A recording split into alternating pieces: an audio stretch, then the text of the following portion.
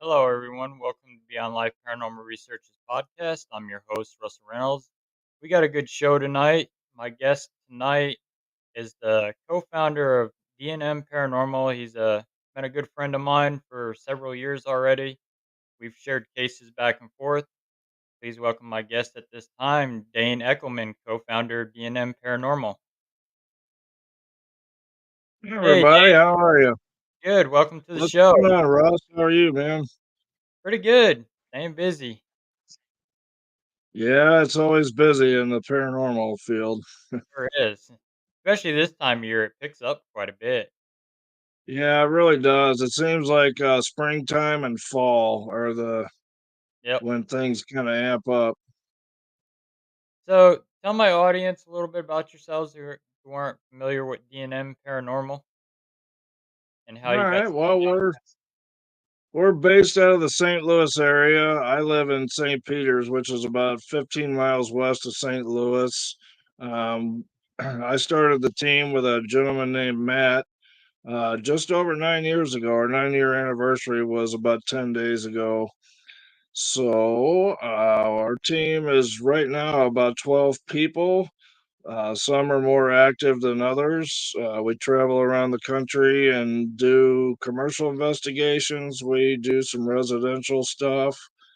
Um, we just try to have an open mind and have a good time, and we respect the property. We respect the spirits. We don't antagonize or anything like that. So, um, but yeah, that's a little bit about us. Awesome. Awesome. So, what got you So what into got the paranormal? you? I've always been a believer, and I grew up in northern Florida and northern Alabama. I moved to St. Louis area when I was 8. And there was a book that somebody gave us when I was about 6 years old called 13 Alabama Ghosts and Jeffrey. And it used to freak me out, but I was fascinated by this. So let's fast forward into my adult age. I never really had any paranormal experiences growing up. I never dabbled in the occult or anything like that. But when Ghost Hunters came on TV and then Ghost Adventures shortly after, I was obsessed. I watched every episode, and me and my friend Matt would talk about it at work. And then, so when Nick Groff left and started doing paranormal events around the country, he came to the Missouri State Penitentiary and did an event out there on, I believe it was May 2nd, maybe in 2015. Okay. So Matt and I bought some tickets and went out there and had some weird experiences with Nick, and then had a weirder experience at the end of the night when we were basically alone in the death row section. And we decided to start looking around and trying to find places to investigate. Well, Matt never really did much with us before he moved to Colorado. But if you want to know how we got the name, was watching Ghost Adventures. I believe it was episode 1 of season 12. They went to Edinburgh Manor in Scotch Grove, Iowa. Oh, And I okay. looked Yep. it up and I was like, man, that's only about 5 hours away. I said, let's do a little research and see if we can get in this place. So I don't know if I emailed her or if I found a phone number or how I got in contact with her, but I called her on the phone to book a date. And she said, I just need to know the name of your group and how many people. And I panicked. I didn't know. I mean, I was new to this. I was like, oh my God, if I don't have a group, she's not going to let us in. So I was like, D&M Paranormal. And we were going to have 5 people. I had no clue who was going. I just threw a number out. And so, anyway, Matt moved to Colorado before we ever got to go there. I took my wife, a lady, and her son that I met at the Missouri State Penitentiary event, and a friend of mine who was a former Marine who had never done anything. And we went to Edinburgh Manor for the first time and just had some crazy experiences there. I couldn't believe, all the activity we had there. It was off the chart. Mhm. Any, like, malicious stuff or anything like that there? What's that? Any malicious activity? Not the first time we went there, but we have had some. I'm not going to call it a demon, but we've definitely have encountered some darker energy there. But nobody, well, I shouldn't say that. And I'm going to speak a friend of mine named Rob Klaus, who just passed away. You've probably seen it all over Facebook. Everybody's Oh, yep. um, talking about it. He went with us. Rest in peace, Rob. I really mean that. Um, anyway, he was down in the basement. I wasn't down there, but he said this is a really cool place, but so far I'm not really impressed with any of the activity. And he got scratched on the neck, and I mean bad. 3 scratches all the way across his neck. It messed with him. He left in the middle of the night. We were there, supposed to be there for 2 nights. He didn't even stay the second Mhm. night. He just left. Sent me a text message in the morning and said, sorry, but I had to get out of there. And I was like, man, I get it. I've never been personally attacked, but my wife has been scratched at the Mineral Springs Hotel. Okay. Um, it does happen. That's one of the reasons why we don't challenge or provoke, because you really don't know what is there. And especially when people are constantly in there. I mean, Edinburgh Manor is investigated almost daily. Now, even in the wintertime, I see people, groups in there in the middle of January. And I'm like, man, you're a lot braver than me because it's cold in Right. there. There's only one space heater for that entire building, and it don't put out much heat. But you don't know what kind of energy they're bringing in. You don't know what they're doing. You don't know what is going on. So it's always different every time we go there because of, just for that reason. Something just Yeah. popped up on my screen. There we go. It's gone now. That was weird. Yeah, I know. You get a lot of different energies rolling through those public places like that doing those Mhm. investigations, Yeah. so you don't know what they're bringing in there with them. I Well, mean, that's you get one of our favorite places. We go there every year for 2 nights, and we go to the McIntyre Villa every year for 2 nights, and then we do 2 or 3 or 4 sometimes dates at the Mineral Springs Hotel, mhm, or because that's a local one for us. It's only about 40-minute drive. right. Have you guys done Waverly Hills at all? Yes, I've been to Waverly 3 times. The first time I went there, it was so quiet you could have heard a mouse fart. But I saw a full-bodied apparition. It's the only time that's ever happened, and it was the strangest experience.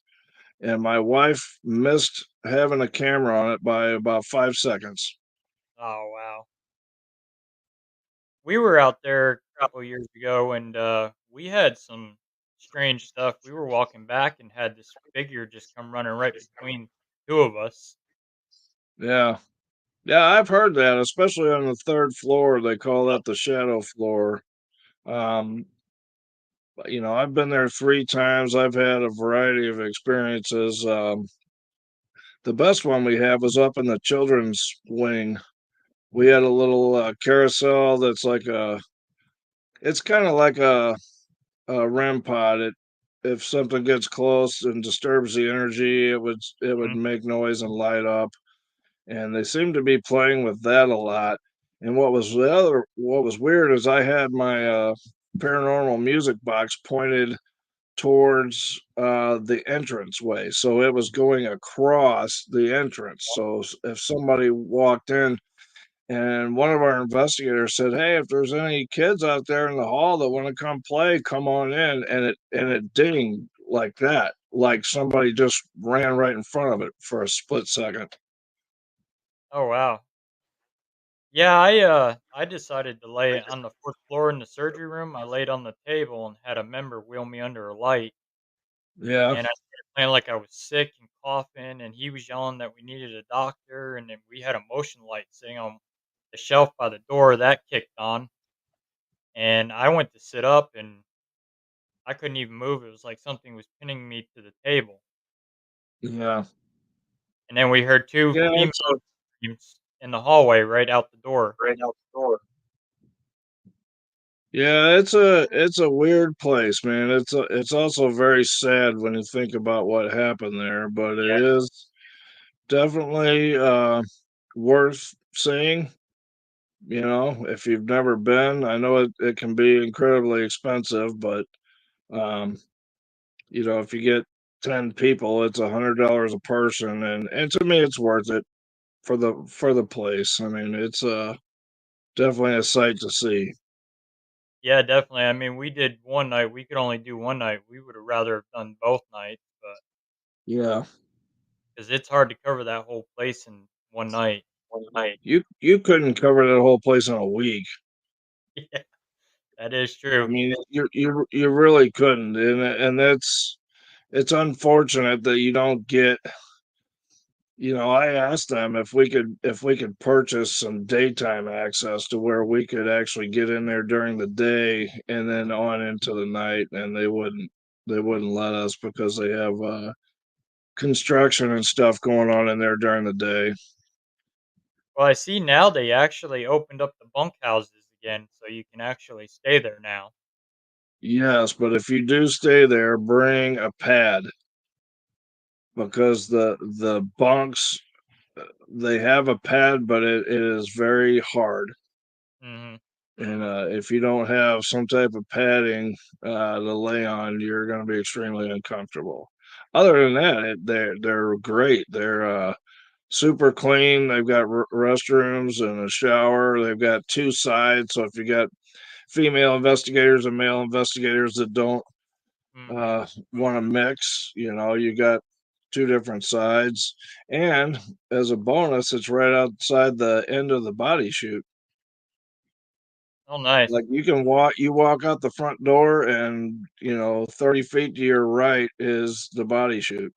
Hmm. Yeah, we went all the way to the bottom of that, and For that, kind of like something I slammed like the gate up slamming top. at the top. Yeah, I've never had anything happen in the body chute, but I walked down there once. But I'm 52 and I weigh 250 pounds, and it was not fun walking back up. I I can did it imagine. once Yeah, to that'd say be I did it, fun. and I'll leave that for the younger folks. Yeah, we went all the way down there and stood down there for probably a good 45 minutes, Yeah, snapping pictures, and you see this black mass fill up the whole chute coming down at us. Each picture yeah, was that's pretty closer and wild. closer. And then we did a session on the first floor in the lobby right there where that man is supposedly don't like anybody. Mhm. And we had K2 millimeter with REM pod and then another K2 and they were all going off at the same time, including the REM pod. Yeah, that's pretty cool. There's really no reason for a K2 meter to go off in there because there's no electricity, or there's very little. I think they have some in the, I guess that would have been the break area on the third level, but I think that's the only spot there's any electricity in that building. Yeah, most of it's just all the exit lights that are lit up and that's about it. Yeah, Because when we went down on the first floor down there where they do their haunted house and our tour guide, Vince, he shut the exit lights off, and it's just Oh, pitch wow. black. Yeah. And Yeah, that then can be a little unnerving, especially in a place that size. right. Then we did the morgue. I did the morgue slab where I laid in there for about 2 hours. Yeah. We had last time I was there, we put a REM pod in the doorway to the morgue, and it went crazy for a little while, but we never could establish any intelligent communication with it. Whatever was there was either upset that we were there or just standing in the doorway checking us out, or I don't know. Did you see the creeper at all?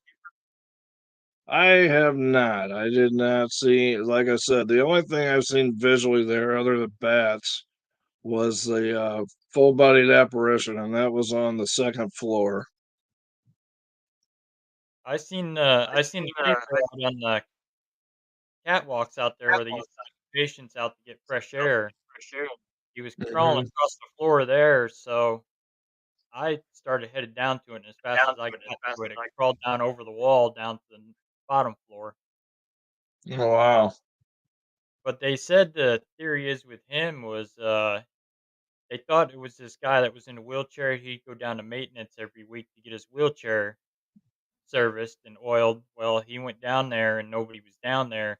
They said he face planted off the loading dock Oh, wow. and it killed him. So they think Yeah, that that's not good. creeper because he was paralyzed, so he couldn't walk. So all he could do was crawl. Yeah, I mean, you never know. Stuff like that is just, it's bizarre. It's weird. Um, there's no logical explanation for it. But we only seen him once at night. That was it. Yeah. But we had a door, loud metallic door slam. I mean, it rattled the whole building. We heard a door or something slamming, but there was a lot of wind, and we never really could figure out if we thought maybe it might be coming through the elevator shaft. Hmm. Um, but we dismissed it to natural weather, because it kept happening. Yeah, we got hit with a thunderstorm when we started off, and we were in the sister's room there where the sisters used to stay there together, and then the one got out, and that's where we started off. And that thunderstorm hit us, and then we were walking on the inside hallway out of the rain, and that's when we heard that metallic door slam. But when Yeah, we got further down the hall, they had windows that they had plastic on, and the wind was sucking the plastic in and out. yeah. It makes it hard to do EVPs and stuff like that, especially when you're outdoors in the elements, but definitely a cool place to visit if you haven't gone. Yeah, definitely. I went out there. We're talking about going back out there again. Yeah. Uh, what is your go-to piece of equipment that you use quite a bit? I like my paranormal music box. The only thing I don't like about it is if it's below 60 degrees, it just doesn't work well. It seems like once it gets triggered, it just keeps going and going. It doesn't stop. So there are limitations to it, but um, I guess the reason why it might be my favorite when during COVID, I used to stay up late and play video games a lot on the weekend because you couldn't go out anywhere. And I set that up on the back of my couch and I pointed it at my TV. And I bet I was playing Madden's football for probably 2.5 or 3 hours, and it never went off. Well, then it chirped, and I said, "All right, if you can understand me, can you do it again?" And it did it again, and then it started getting more frequent. So I went and got a REM pod, and I set it on the coffee table, and I said, "If you can understand me, will you go touch that?" And it and it went off. The REM pod went off, and I was like, "Wow, this is crazy." So apparently, there was a little boy named Charlie, and he stuck around for about 6 months. We've got a lamp in the basement where you have to touch it in order to Mhm. turn it on, and it's got 3 levels. And we would always know when Charlie was hanging around because we would come downstairs and the lamp would be on. You turn it back off, you come down the next day, it would be on again. It's that kind of stuff to me is fascinating because they can't actually touch it. Yeah. You know what I mean? They can't tap it. But and it's never done that before and it's never done that since. And we've had that lamp for 20 years. Oh, wow. Did he follow you from an investigation, or was he part of the property, or No, actually, this is gonna sound strange. I was doing a podcast with these people in the UK, and one of the hosts was like, "There's a little boy standing behind you," and I was like, "Okay," and I was literally sitting in this chair that I'm sitting in now, and he goes, "He reminds you of, or you remind him of his father." I was like, "All right," so I didn't really give much credence to it until the lamp started turning on. My equipment, when I would set it out, would get played with. Um, and then so we did a session downstairs in my basement one time in the room that I'm sitting in now, and we heard what sounded like through a spirit box a little boy say Charlie, and it had a British accent. So I don't know where he came from, but he was in our house for about 6 months, and then he just moved on one day. Oh, yeah. Oh, that's odd on unless he probably thought you resembled somebody maybe and decided, Yeah, "Hey." that's what the guy said. He was a medium, and he said that I reminded him of his father. Okay. Yeah, I mean, I could see that. I've had a few come to my house thinking I was somebody and on an investigation. I had one night decide they wanted to ball at my bedroom door, and I ended up, telling it to go back where it came from. Yeah. So I don't mind if there's anything around, if as long as it's friendly and it doesn't mess with my family or my dogs. But if my wife's a medium, so she knows how to get rid of them. There have been entities here that Whispers Estates. I brought the doctor home. I was home the first night and nothing happened, and then the second night when I woke up in the morning, my wife said, "Who's the tall, dark figure that stands in the doorway and stares?" And I'm like, "That's exactly what the guy at Whispers Estates said the doctor does." Mhm. And I said, "I think that's the doctor from the house that we just came from." She's like, "Well, he's not very friendly. He needs to go." So she did her thing, and he I don't know where he went, but he's not here. And you guys do, house cleansings too, don't you, when you do residential? Yes, we have, and there's been some that we were successful at and some that we weren't. And that's one of the reasons why we don't charge people because I can't guarantee any outcome. I can't even guarantee that I won't make it worse. Right, Um, But yes, we have, and one of the things that we do on our residential case is also teach the client how to take their space back, how to set boundaries, how to do their own cleansing. We invite them to join us while we're doing it if they want to, because I'm like, I can't come over every weekend if something's going on, but you are perfectly capable of doing this yourself, and here's how you do it. right. And then we follow up with some written instructions and step by step and some resources that they can use, and they can certainly call us back. But Mhm. we visited one guy's house 4 times.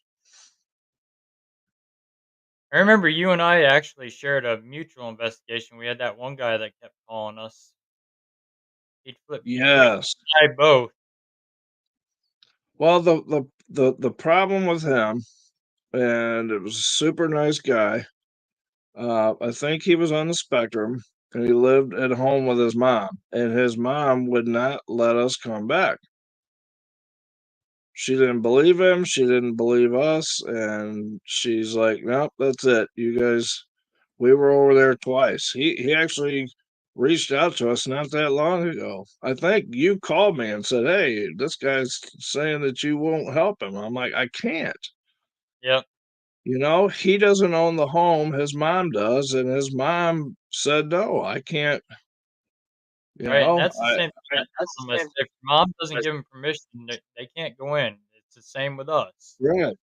We're not gonna be able to help There's you either." definitely something there because we were saging the house, and I had a REM pod in his bedroom closet, and when we moved from the basement upstairs into the kitchen area, that REM pod just went completely apeshit. So there's definitely something there. We just weren't successful at removing it the first time we did the cleansing, and I believe it's because we did not do the attic, Yep, and I think it went up into the attic. yep, and that's common too. If you can't get up in the attic to cleanse it, they're gonna hide up there and laying dormant until everything clears out and then start back up again. Right. I felt bad for him, but like I said, our hands were tied. Yep, and that was us too when he kept calling us too at the same time. I'm like, "We can't do nothing if we're not allowed in there." He said, "You've Right. already had a team in there, we don't like stepping on toes, so you need to let them do Yeah. their thing. They were there first, let them finish the investigation." Yeah. But, yeah, he hasn't called me back for a while now, so Yeah, I mean, like I said, we didn't hear from him for probably 3 years, and then he just popped up again one day, and I just responded the same thing, "Unless your mom will let us in, we can't do anything." right. But, do you guys get a lot of the schizophrenic calls too? The what? People with schizophrenic disorder? We get quite a few of those calls as well. I don't have my phone number listed anywhere for that reason. I have, definitely had some, contact forms filled out by people that seemed like they really had some major problems, and, I don't touch those cases because I'm not equipped to deal with it. I'm not equipped to diagnose somebody, but, when I see red flags all over the place over their messages and things, I literally just tell them that I'm not able to help and Right. that I'm sorry. I don't get paid to do this. I do this in my spare time, and I'm not going to take my team and ask anybody to put themselves in a potentially harmful situation. Yeah, I'm the same way with my group too, Yeah.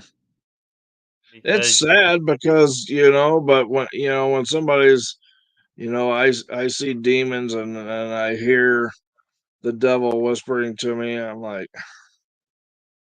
is it possible? It is, but more than likely the person really just needs a good doctor. yeah, that's what we find pretty much 9 times out of 10, it's psychological with people, and we'll get called in for cases. We'll go check it out, but we'll walk in there, and a lot of times we don't find anything out of it, or it's what they created. Yeah. And I keep telling them, "You're gonna manifest a poltergeist," and then there's nothing anybody can do except for a doctor. Yeah. And it gets tough sometimes, especially when they got kids involved too. Yeah, when there's kids involved, it's sad. We did a case one time. I did not see it. These people had a 3-year-old son. There was there was a whole lot going on in this house, and we ended up not returning because the girlfriend had some Wiccan stuff that was left over from somebody who had passed away and basically refused to remove it. And we believe that that was a lot of the cause of what was going on. But my wife and another investigator swore that this boy came up to them, looked at them, his face contorted, and he like said, "Die," like that, and then ran off. And they were like, "What the fuck was that?" Pardon my French, but I mean, Right, I'm like, man, I don't. That's crazy. But there was a whole lot more going on there. There was I don't want to get into it all, but it was a heartbreaking case because there was a kid involved. But it's like, look, if you guys aren't willing to give up what is causing this, then there is nothing I can do to help you, and I'm not going to waste my time. right. Yeah, definitely. I mean, you're there to help, and if they don't wanna help themselves, there's nothing. Right, because we asked them, are there any Ouija boards? Is there any? Nope, nothing. And my wife found it because that's what she does. She's like, I sense energy, I feel it, and I know where it is. And she pulled open a bottom drawer in the kitchen, and it was all full of it had hair samples, and I mean it wasn't just regular somebody went down to the local shop and bought some crystals and stuff. It was somebody who's definitely dabbling in something they shouldn't be. Right. Yeah, we've come across that quite a bit too in a lot of residential cases we do. We had Yeah. one girl playing with tarot cards who was diagnosed schizophrenic, and she was doing readings for people on TikTok. Oh wow. That's And bad. the father had found the cards. Well, she took 3 devil cards out of each deck and kept them, and the father threw the rest of them away. Yeah. So we got there, we were interviewing her, and my father says, "Hey, where's the cards?" And she didn't know we knew about the tarot cards. Yeah. And she tried to lie about it, and we're like, "No, you got tarot cards. You want 'em." We ended up taking them out of there.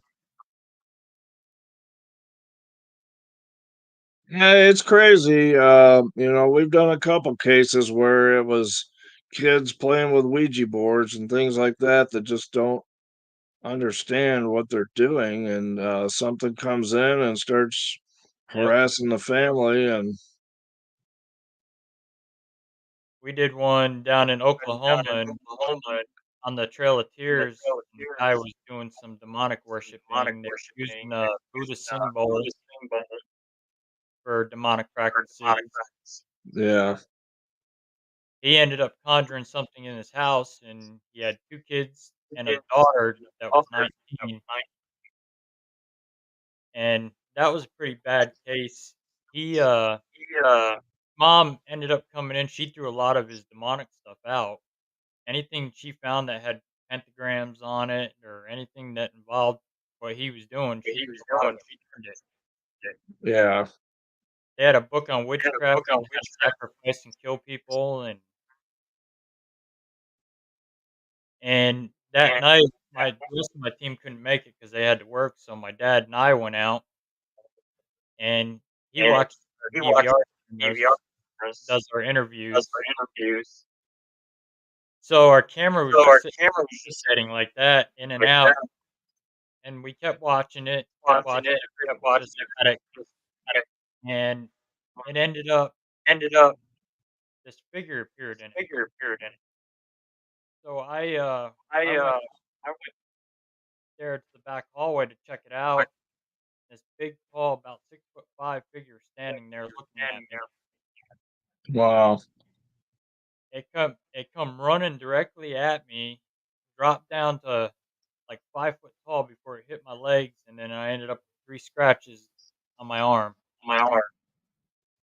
yeah. I mean, it's dangerous. For that reason, we are really. picky about what we do. I'm not equipped to deal with anything demonic, anything that sounds remotely evil. I pretty much shy away. You know, I've got a family to take care of and to come home to, and you know, negative attachments are a real thing. Yeah, they sure are.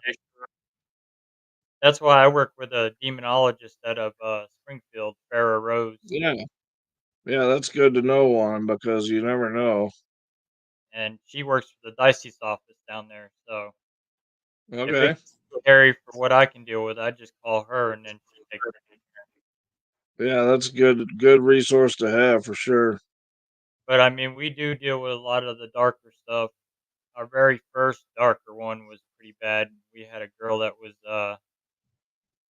partially possessed. This thing was showing us what it could do, and we were standing there. She freaked out downstairs in the basement. We had opened the closet where some of the activity was said to be going on. There was a noose hanging in there with all different sized nooses. Oh wow. And as soon as I opened that closet door, she freaked out. It was just like a switch flip. She ran upstairs, and her daughter says, "I love you, mom." And she just gave her a blank stare and ran out the door. And I mean, she wanted to kill her husband, everything. He hated that man for no reason. And got outside, and we were holding her hands trying to calm her down, and an upside down cross just got scratched on the side of her neck. And it took Yeah, about that's 6 months of cleansing to actually get it back to normal. yeah, And that's I mean since it's real. It happens. It's rare. You know, it's not like Ghost Adventures where every case is a demon, but I mean, yeah, or I've Zach's never getting encountered possessed every episode. I've never encountered anything demonic, but I have encountered evil, and I've encountered powerful evil. Mhm. And I mean, you'll get malicious spirits trying to act demonic because you're trespassing in their territory. Right. So they're gonna to them, you're breaking in their house, so they're gonna wanna hurt you unless you got your residual, which won't do nothing but just manipulate yourself. Right. But I mean, I've seen a few.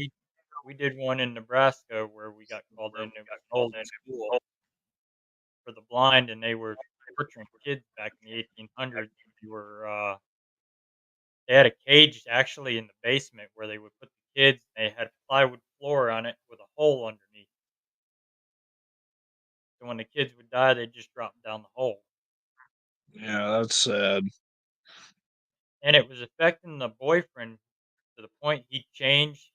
I, they sent me a video, and he was sitting in there, and his eyes just looked strange, and he sat there, and he was just rambling on, mumbling, and his girlfriend asked him, and he goes, "Shh," and that's it.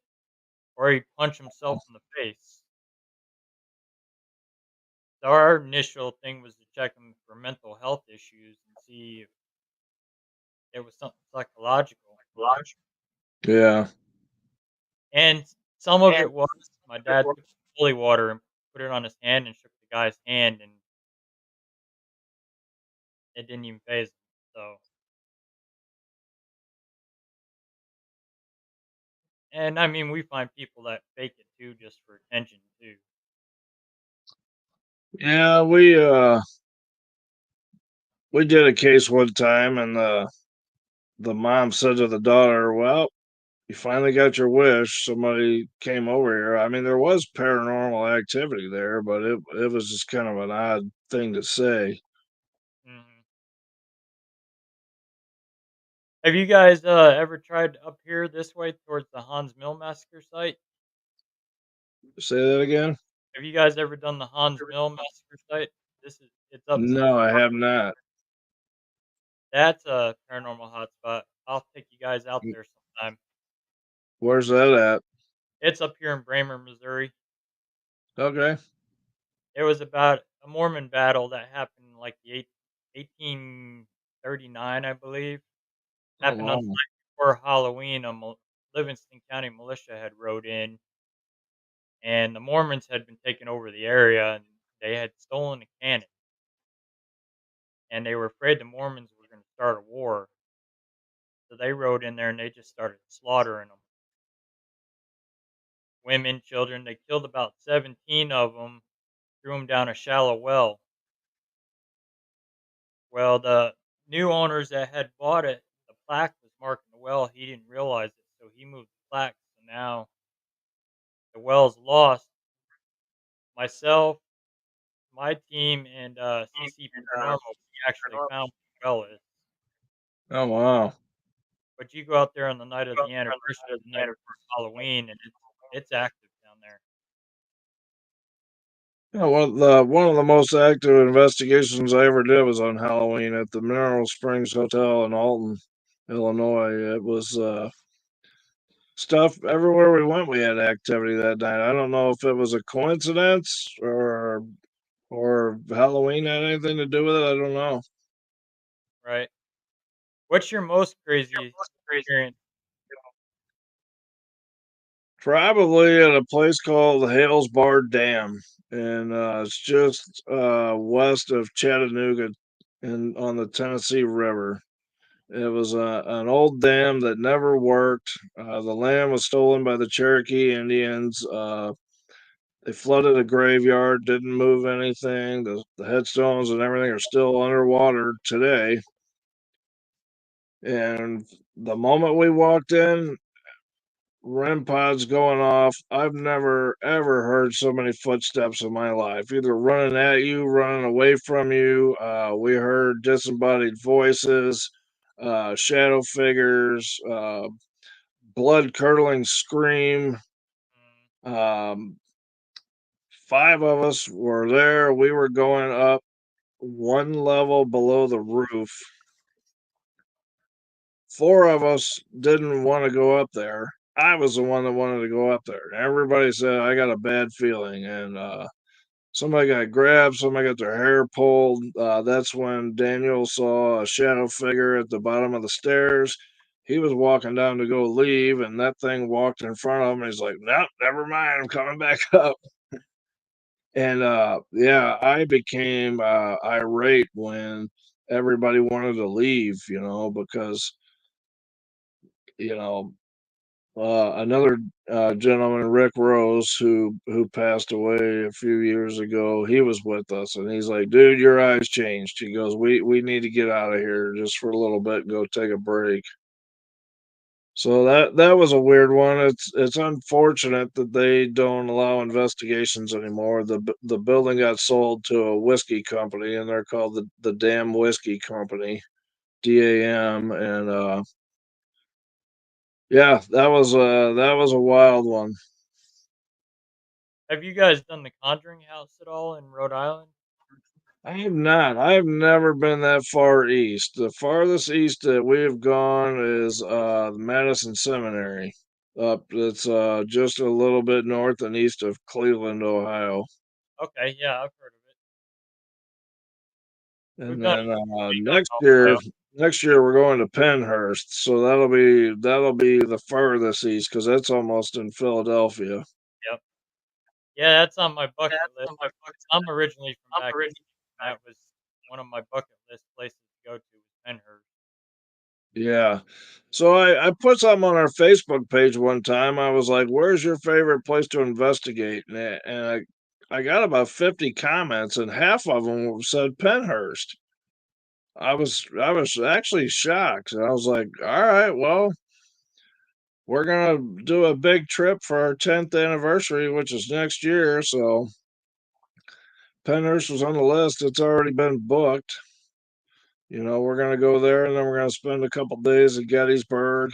I'm not sure where we're gonna investigate there.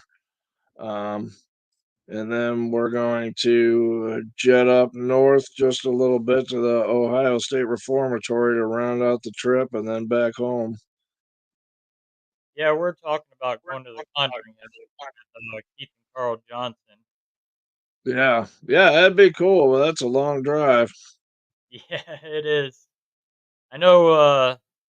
Tony Sparrow wants us to come out to their Paracon out there. They got one in Gettysburg this year, the Warren's Paracon, Yeah. and they wanted us to come out, but we're at a Paracon that same weekend in Kansas. What are some of the events you guys got coming up?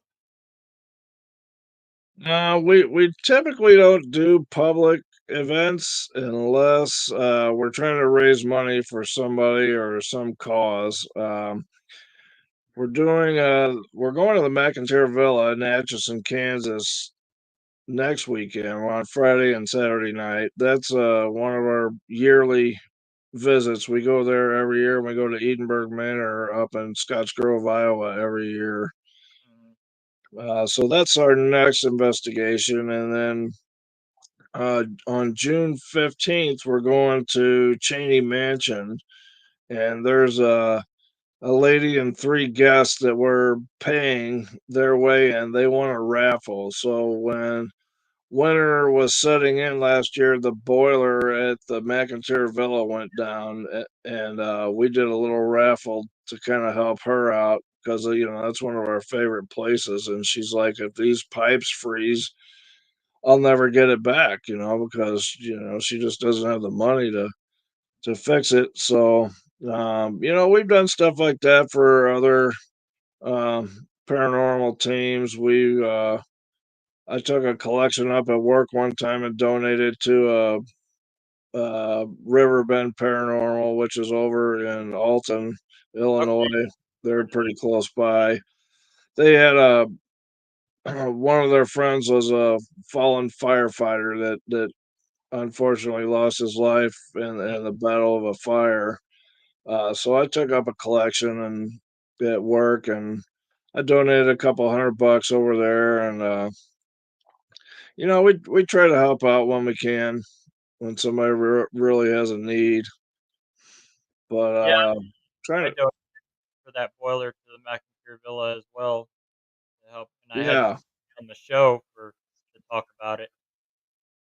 yeah, a lot of people donated, man. That was really cool to see because it's Yeah, a it's a beautiful place. If you have not been to McIntyre Villa, you have got to go. I won't guarantee you'll have a paranormal experience, but if there was one place where I could almost guarantee you will have one, it would be there. yeah, I saw some Katie's video from there because she'll go out there and hang out with Stephanie, and Yeah. showed me some videos she captured out of there with some of the equipment going off down the hallway.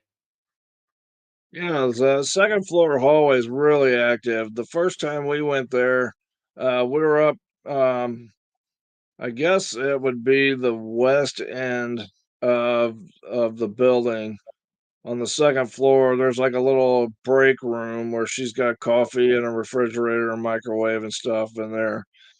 And one of the ladies that joined us was running a little bit late, so I took her up there. We hadn't even started investigating yet, and I was just showing her where all the drinks and stuff were, and we heard loud, I mean loud, like stomping down the hallway. And I looked out there and I looked at Shelly. I go, there ain't nobody there. Well, I know when I had Stephanie on the show, we were just talking backstage, and her REM pod were going off as we were talking. Yeah, they are really, really rambunctious when she's around. I've watched some of her videos too, where she's funny when she freaks out and stuff like that. Yeah. Well, Get that. she's in there by herself a lot, you know? I mean, I've never done a solo investigation. I just don't think it's safe. Right, But I have been in buildings by myself, in areas, and it can be a little unnerving because you don't really know what's gonna happen. And there's nobody to, especially when there's nobody even there at all. At least, when I'm by myself, I've got somebody outside, right. you know. I always make sure that somebody is within shouting distance of somebody doing a solo because I don't remember where. I think it was a couple years ago. There was a guy doing a Facebook Live in a place, and I believe he broke into it. I don't even think he was there legally, doing a Facebook Live, and he got spirit jumped. And fortunately for him, somebody recognized what was going on and called the police and told them where he was, and they came in, and the dude was like completely out of it, man. Yeah, I don't recommend doing solos either. If I'm gonna do a solo, I'm actually in camera view so my dad can see me on the DVR cameras that we use, and Yeah. because I don't recommend it either. It's definitely not safe. Especially they go into these abandoned buildings and they don't tell nobody they're in there, and a beep falls on their head, they're gonna die in there and nobody's gonna find them. Yep. That's exactly right. We did a hotel in Rochester that was falling in, and these kids had broken in there one night. There was about 5 of them, and this one kid kept going back in there, and he was playing with a Ouija board in there, and we were there that one day helping out to restore the place, and we were gonna do an investigation that night, so we were there with the owner. Kid kept walking the sidewalk, and he come past us a couple times, and he kept looking, and he finally come back, and he goes, "Which one are you, the owner?" And the lady says, "I am." He goes, "Well, I'm one of the kids that broke in here." He says, "I've been in here about 10 times. I slept in here." And she said, "Did your mom know you were in here?" "No, I told her I was at a friend's house." So I took him in the building and I showed him. I said, "You're breaking in this place. You're not telling anybody you're in here. The ceiling falling down. It falls on your head. He's not gonna for probably weeks on end." Yeah. And he he they raised hell in there. They vandalized the place, but we had a pretty crazy experience in that place as well. My dad and I decided to spend the night in there. The rest of my team went to a hotel. So we were like, "Oh, this we're not gonna spend money in a hotel. We're gonna sleep in here." So she had a storefront. I was on the couch, and my dad was sleeping in the chair. There's no electricity or running in there. So we were running a generator about 3 o'clock in the morning. Generator kicks off and runs out of gas. All the lights and everything that we had in the storefront went down. Cameras went down. I started nodding off, and my dad says, "Hey, wake up!" And I look. There's this big black figure standing in the doorway looking at me. Never did Yeah, anything. that'd be something fun to wake up to. Yep. You can go Oh, longer there's tonight. Brandon. Greg's not doing a show. He's not? Okay. Thank you, sir. So he just stood there looking at us, and we think it might have been the previous owner. He loved that place, and he was probably he probably thought we were one of his guests, so he was just looking over us. Yeah. And he just stayed there for a few minutes and then disappeared. But prior to that, Dad went to there was an old well in there when it was a hotel, and Dad rang it.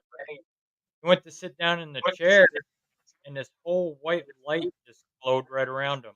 All of us saw it and was like, "What is that?" And it just went right around him. Never never coulda explained it at all. Yeah, I mean, that's the thing about it is you never know what, if anything's gonna happen. I mean, sometimes you go and nothing happens. Um, it's always a different experience every time you go. And I rang that bell that night too, and we heard, footsteps up above us, and there's a library up there, and then the rooms are upstairs.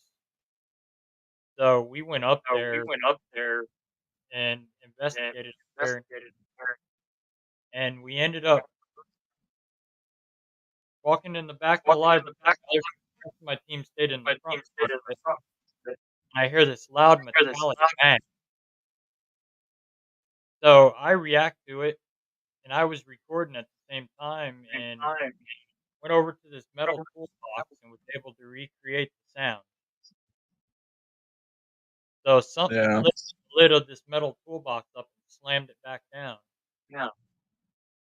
Yeah, it's pretty wild when stuff like that happens. I mean, And to catch it on video was pretty awesome. yeah, that's the thing. I've seen a full bodied apparition one time, and my wife was literally following, coming down the hallway with a camera and missed it by seconds. I was talking to a team out of Texas. They had me on their podcast, and he bought these glasses that got cameras in them. So Mhm. that way, when you in their night vision, they record audio. That way, if you hear something and you're turning like that, your camera's going to catch whatever you're looking at.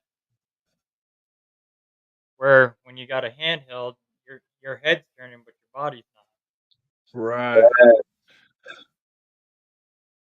which is pretty valid point. We're actually looking into some of those plastic cameras. Yeah, I mean, catching things on film is pretty rare. Seeing something is pretty rare. A lot of people think, "Oh, you ever see a ghost?" Well, I've done about 130, 140 investigations. I've seen three shadow figures and I've seen one full-bodied apparition, and that's it. And I know people that have been doing this for 20 plus years that haven't seen a full-bodied apparition. Right.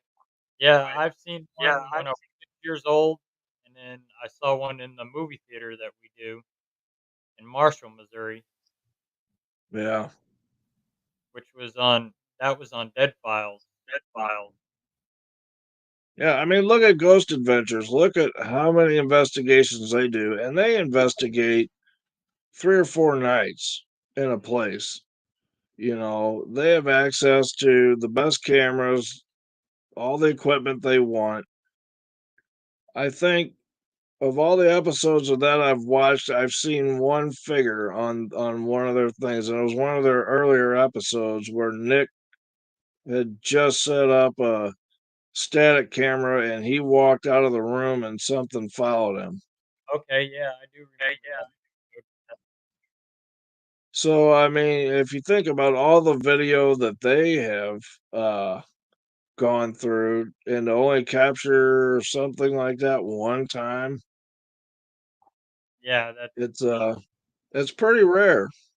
I mean, I feel pretty good about actually having seen one. I mean, that's like even our residential houses and set up the DVR cameras. I mean, we don't see nothing on them. My dad, he's been waiting to see something come across the camera. Right. There was The one only thing I've ever really captured on a DVR was a door closing. I've captured one opening and I've captured one closing. right.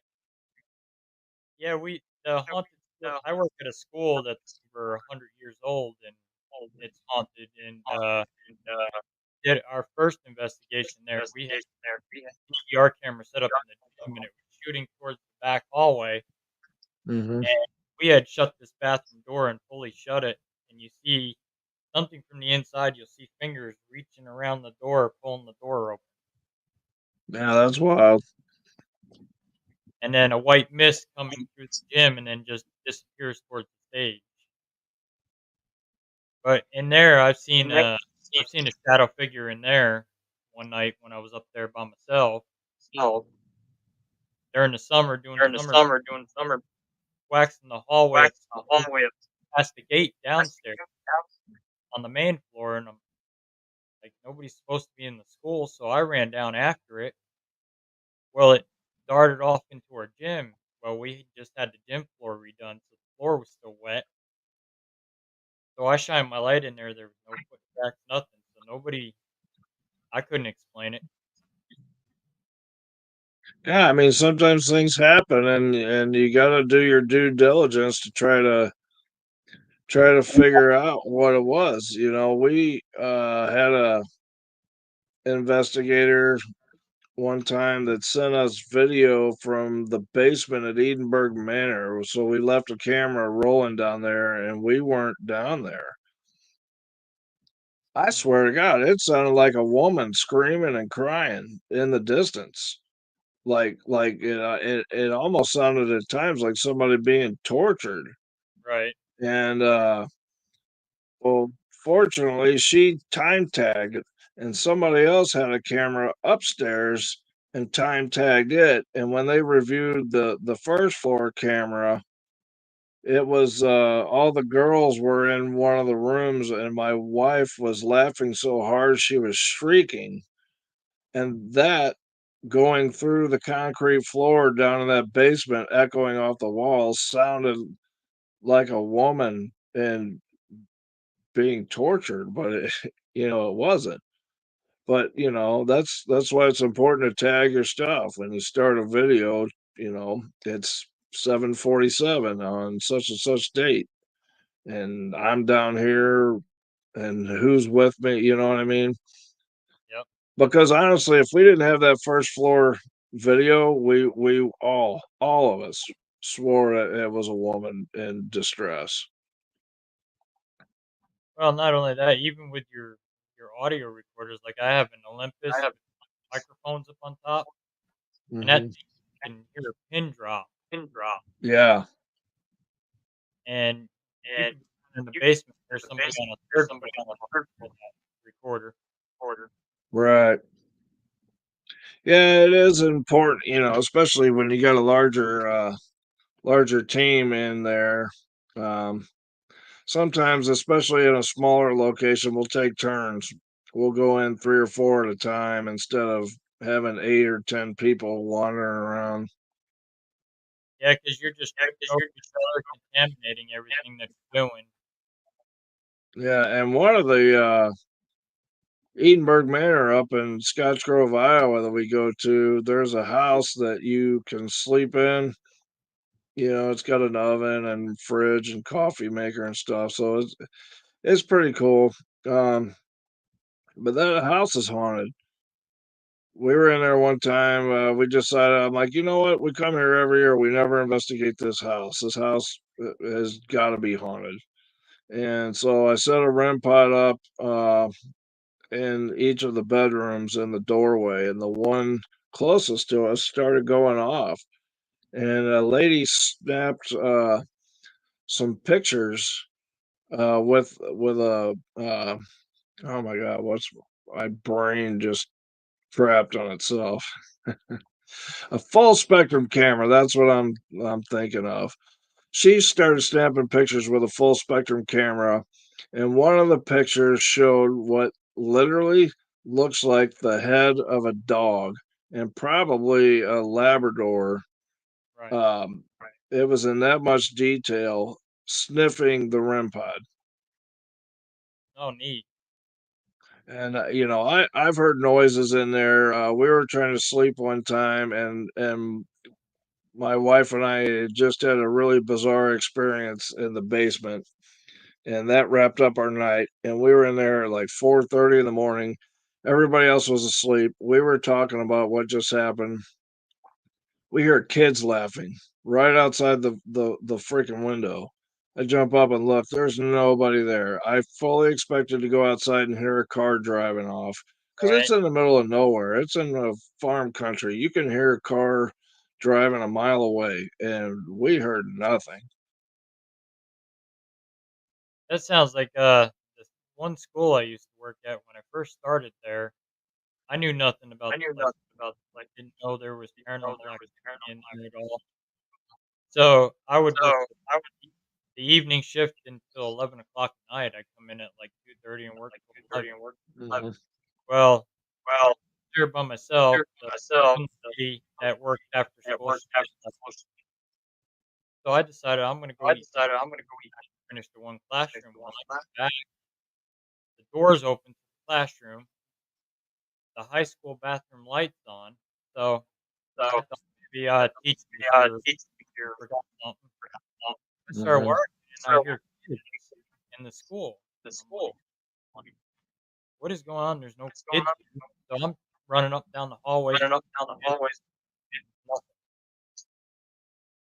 So I go to I the mean, it's superintendent, it, and I'm like, "You aware of what's going on in here?" She says, "I know about the phantom basketball that bounces in again."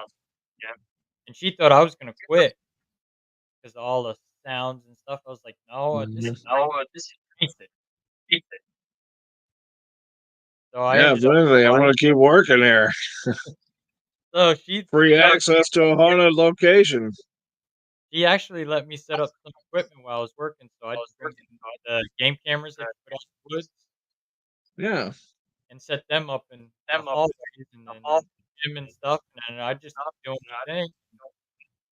I'd have all the lights off, be working in the maintenance closet the rest of the night. I captured some interesting evidence out of there. I brought a millimeter in there with a REM pod, and it went off in the high school. Mhm. And you see this, like, mist just shoot in front of the camera. I was filming it.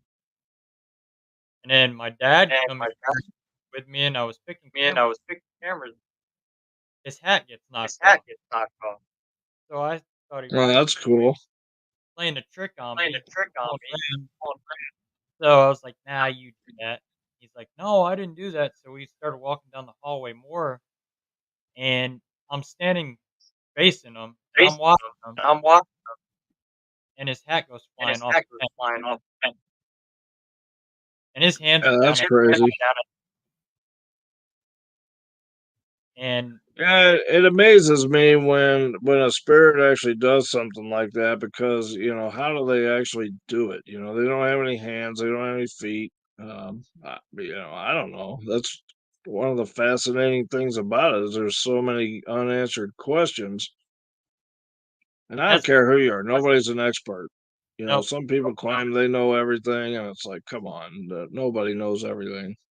you learn something new every time you go out on an investigation. That's true. And you know what? I learned more about what not to do than what to do. Yep, especially, I'm always telling people, especially when someone new is on the team, I'm like, don't whisper. If you have something to say it out loud because whisper sounds like an EVP. yep, And I remember this lady, we were at the Mineral Springs Hotel, and she's like, I think I got an EVP. And she's like listening to this, trying to figure out what it's saying over and over and over again. She finally sends it to me, and I'm listening to it. And I'm like, I don't know what that says. And my wife listens to it. She goes, I know exactly what that is. She goes, I go, what? She said, that's you whispering, just like you tell everybody not to. And so I whispered into a recorder, and right. played it back. And sure as shit, it was me. I was like, sorry. I go, next time, don't spend 45 minutes listening to it. Spend like 5 and then send it to somebody. Save Yeah, yourself some time because, I had a member on my team that did that, and I tried to break him of it, never did. So I finally got used to it. So when I listen to the recording, I'm like, ah, that's him whispering.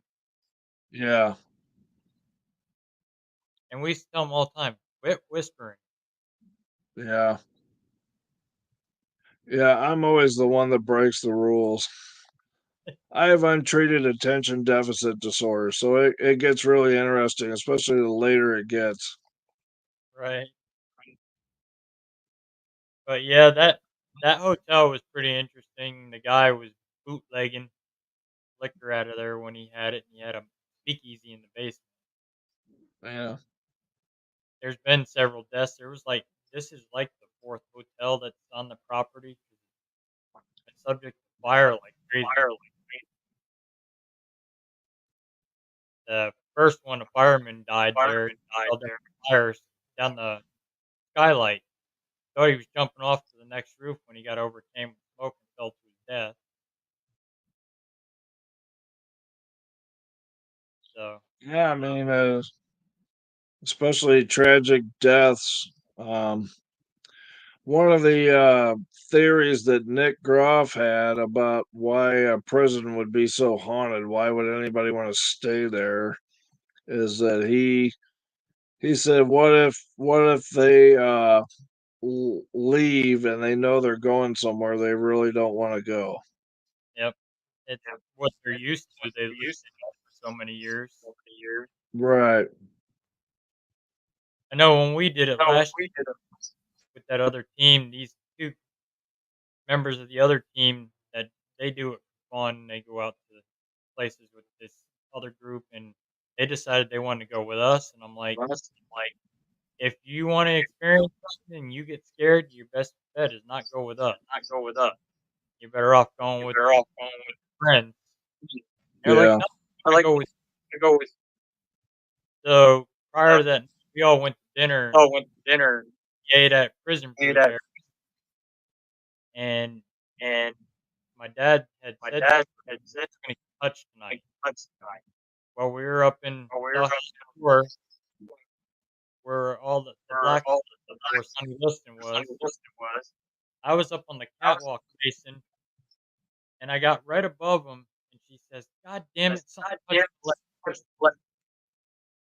And somebody grabbed it, and I said, like, "Don't take this offensive, but you're a girl in a cell house full of men. Right. They haven't Yeah, seen touch." women definitely experience more activity there than men do. I know in the female wing, only women will experience activity up there. Yeah. We didn't. We went up there. We didn't capture. We didn't catch nothing. It was quiet. I had a lot of REM pod activity in the shower room in the women's ward last time I was there. But we did go up in the solitary where they had Pretty Boy Floyd and James Earl Ray, and we were walking the catwalk up there, and it sounded like cell doors in front of us slamming shut. Yeah. Yeah, that's a wild place. I'm looking forward to going back. Yeah, we're looking forward to June 1st going out there with Get Haunted and Nesper and Tony Spera. They're bringing some of the haunted objects from the Warren's Occult Museum out. Oh wow. I'm gonna take a drink real quick. Sure. Gotta stay awake. Yeah, they're having the Shadow Doll's going to be there. The movie Annabelle doll's going to be there, and several others. They're not bringing the real Annabelle. She stays at their museum in Connecticut. Yeah. We're supposed to go out there. We're going to talk to Tony about going out there to see Annabelle and see the museum. Yeah, I have no desire to see it. Well, it'd be cool to see because since I'm related to Ed and Lorraine, it'd be cool to go out there and actually see like his office and stuff like that. Yeah, that would be interesting. So we're looking forward to investigating with Nesper out there at Missouri State. That should be a good one. And then we're supposed to do our movie theater investigation again soon too. But yeah, we'll have to get together and do some stuff. Yeah, definitely. I mean, we're not terribly far away. We're definitely within driving distance. Yeah, because I mean I go down towards your area too to investigate stuff. We pretty much travel all over. I mean we've done stuff in Indiana, Ohio. Yep, the farthest I've gone was Texas. Did the Haunted Hill House down there. Oh, how was that? I hear a lot of activity comes out of there, but You know, I we heard five audible voices over the period of the night. It was just me and my cousin. And my cousin had never done anything paranormal. And I'd heard stories of the house, but not a whole lot. So when the lady starts talking about a demon named Toby, I kind of looked at Phil and I'm like, all right, this is probably a little bit more than I should be bringing somebody in that's never done this before. And she said, like, almost half of the teams that come in there don't even stay the whole night. They leave scared. mm, And I'm like, all right. To me, that's like we're waiting until Sonny brings donuts. We're not fucking leaving this place until Sonny brings donuts in the morning. And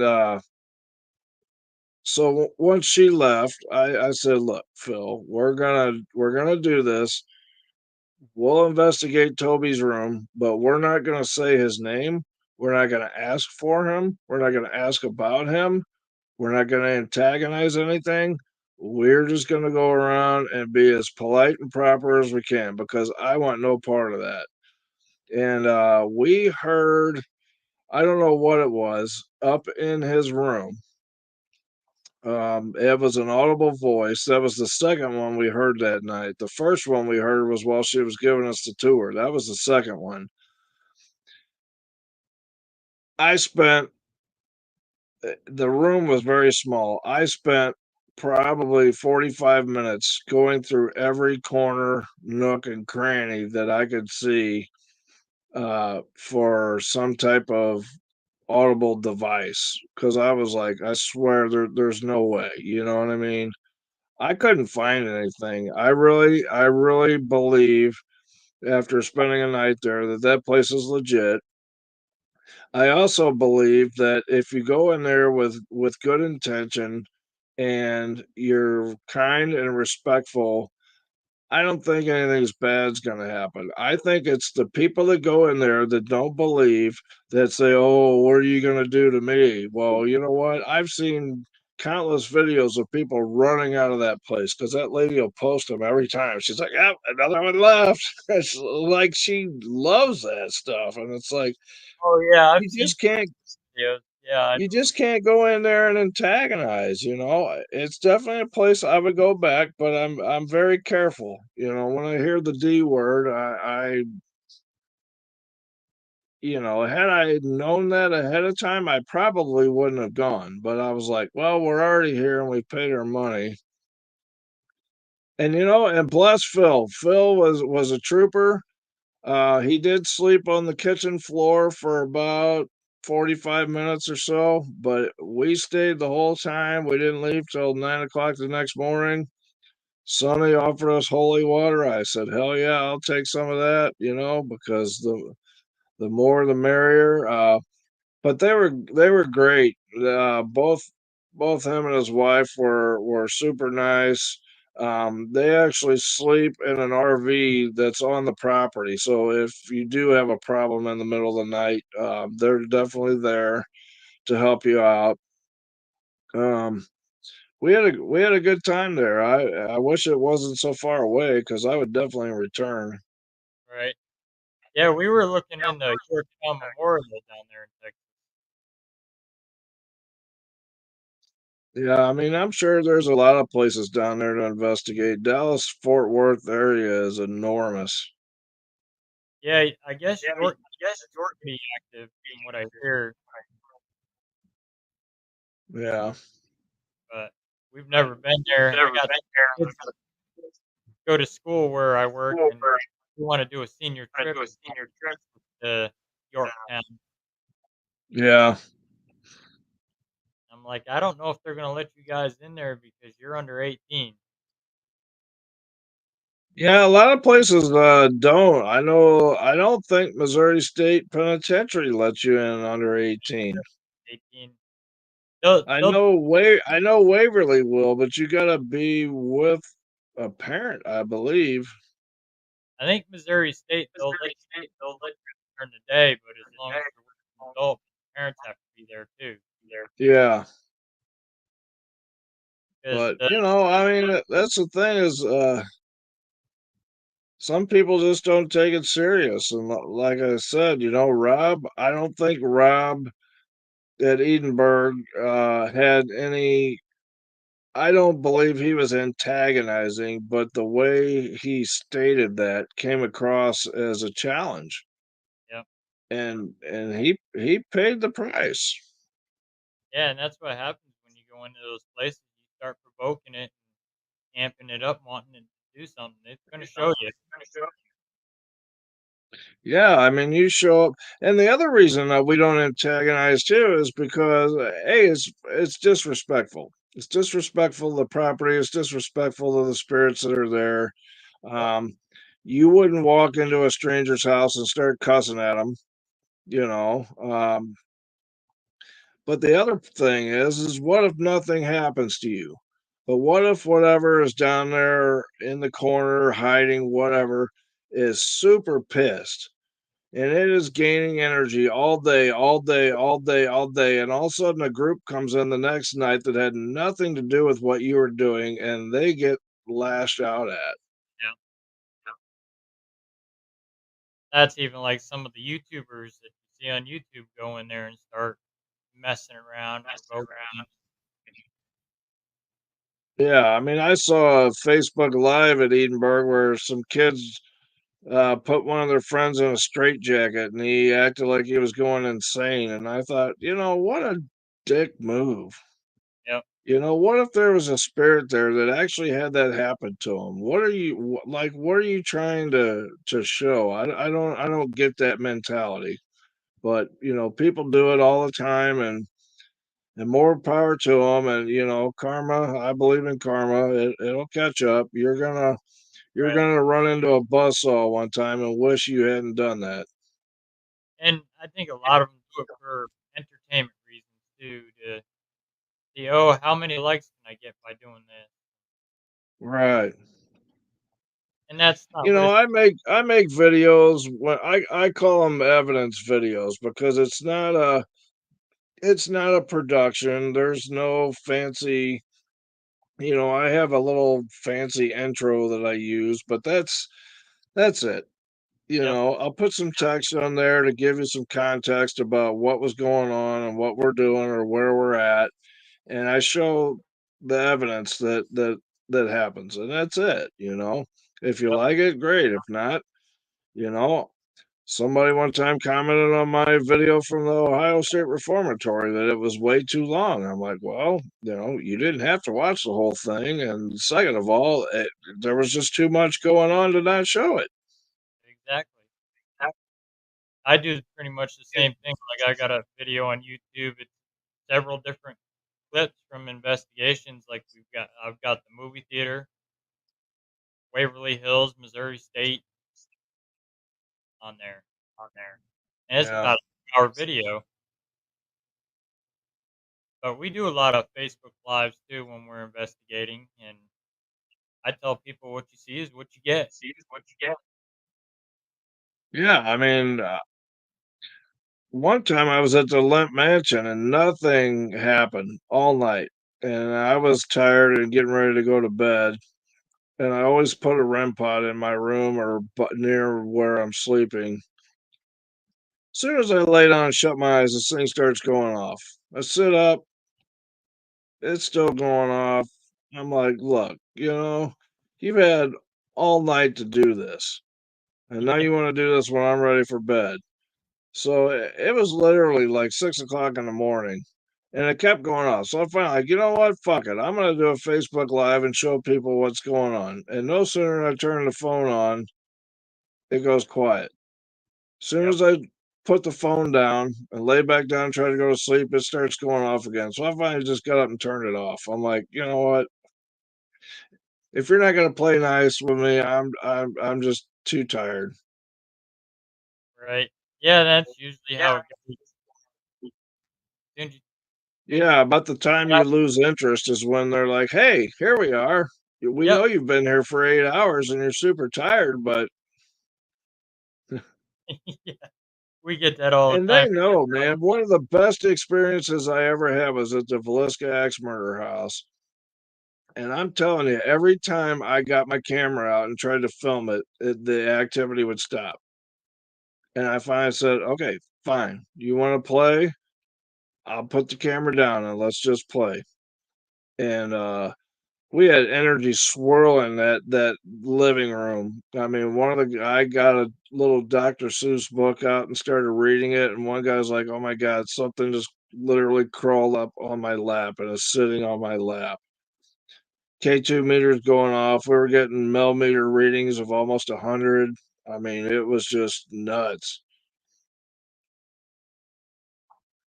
Yeah, we get those at Hans Mill, and Hans Mill is just an open field, so there's no reason a millimeter should be spiking down there at all. Yeah. And I investigated that when I first moved to Missouri. A friend of mine took me out there, and that night we were hearing something like throwing rocks in the creek. Never could trace down where it was coming from. I had a big spotlight. I shined it all over. Maybe the bank from the creek was falling in. Nothing.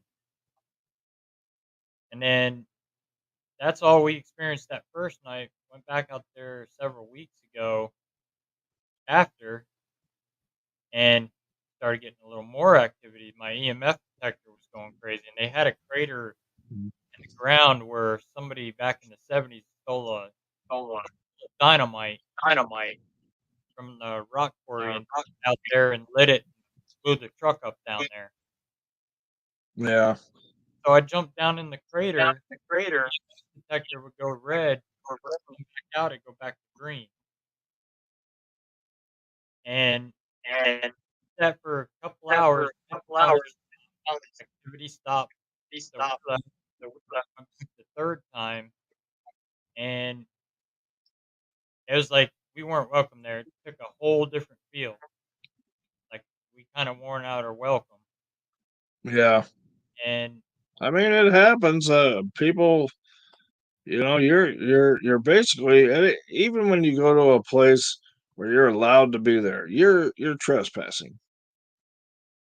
And like I said, if I was sitting in my living room and 10 people walked in that I didn't invite, that I didn't know were coming, yep, that couldn't see me, what am I gonna do? Well, if I'm an introvert or whatever, I'm gonna go hide. yep, Every once in a while, you get an eager spirit that is willing to have an intelligent communication with you using your devices, and that is really cool. That is almost as rare as actually seeing something like a mist or I've seen two orbs, both of them in pitch black. One was red and one was green. That's the only time I've ever seen an orb. Um, I have caught something at a residential on my DVR that I believe was an orb. I don't believe it was dust just because of the sheer size of it. mm-hmm, But most of the stuff what you see on especially on IR cameras is just dust. yep. I always tell my clients VR cameras. I'm like, you're gonna see how dusty your house. I mean, even in the cleanest house, you're gonna see some. Now, if you get into a really dirty house, boy, do you see a lot. It looks like it's snowing. And I've had people, they're like, the air's not on, and look at the way they turn. Those are orbs, and I'm like, okay, Yeah, it's that too as well.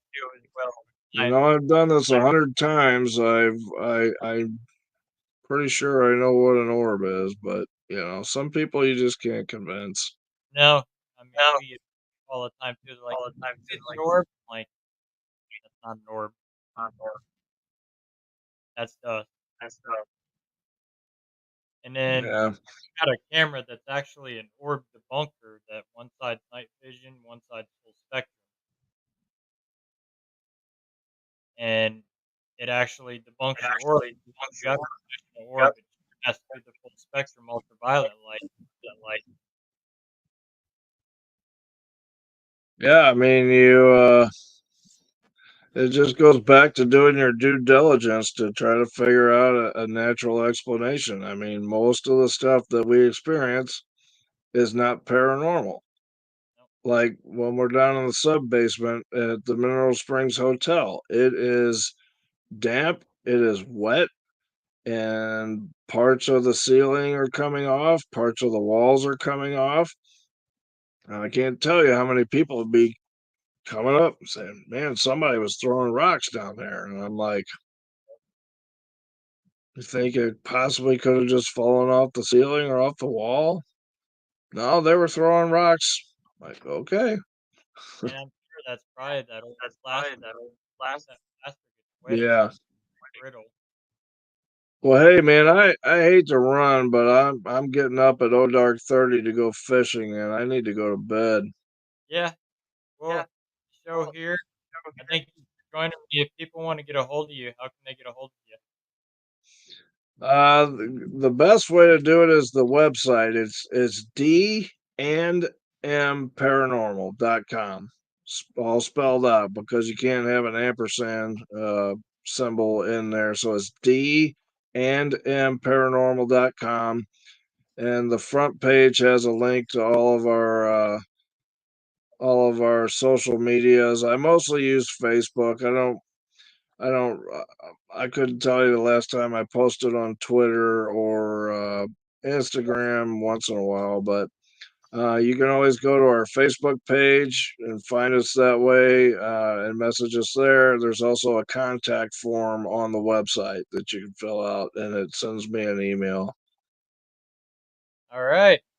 Glad you for being on the show. And Yeah, thanks for having me, man. I really enjoyed it.